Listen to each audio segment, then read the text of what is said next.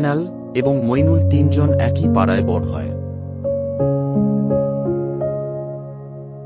ছোটবেলা থেকেই তাদের বন্ধুত্ব অনেক গভীর। তিনজনের মধ্যে শরীফুল ছিল সবচেয়ে দুষ্টু, ময়নাল ছিল শান্তশিষ্ট এবং ভীষণ মেধাবী, আর মইনুল ছিল সবার সমস্যার সমাধানকারী। তারা একসঙ্গে খেলাধুলা করত এবং একে অপরের সুখ দুঃখের সঙ্গী ছিল।